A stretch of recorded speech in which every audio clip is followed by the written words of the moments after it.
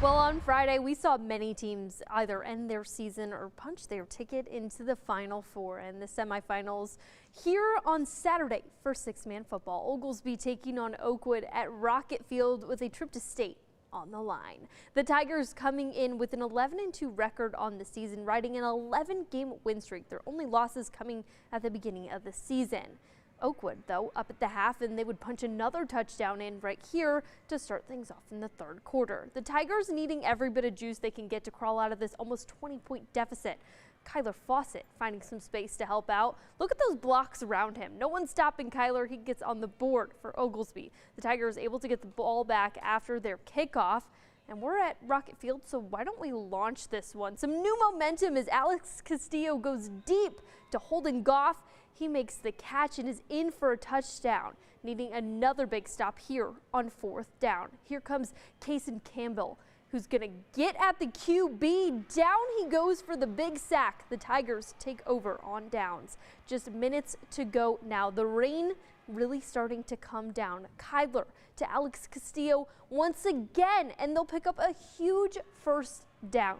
We've got less than a minute on the clock, and it all comes down to this. Fourth down, Tigers trail by 3. Kyler keeping it, trying to make something happen, scrambling, staying on his feet before he's finally brought down. The final play of the game as Oakwood advances to the state championship game. That final score, 54-51. And Abbott was taking on Gordon in the six-man semifinals. Both teams went into the game undefeated, 13-0. Gordon, the team that's able to come out on top. They get the win 77-36 and advance to the state championship. Well, Friday night, a big win for the La Vega Pirates, who advanced to the semifinals for the first time since 2019. A big part of that win all came thanks to this guy. That's right, senior running back Bryson Rowland put on a show once again. He scored 3 touchdowns and put up over 250 yards in their 48-30 win over Sealy. When talking to Bryson after the game, he called the performance not too shabby. His coach, on the other hand, though, says number 0 is something special. He's special. I mean, he's special. You know, he's got some big guys up front that make him special, too. But he's a phenomenal kid, first and foremost. And he's an unbelievable running back. And he can catch the ball in the backfield, and he don't mind blocking. And, I mean, he's just a good football player. And, you know, if he was 6'2", he'd go anywhere he wanted to. But I'm telling you right now, he's got the heart. He's got a bigger heart than anybody 6'6", I promise you. Still not an offer for Bryson. Hopefully a team will change that soon.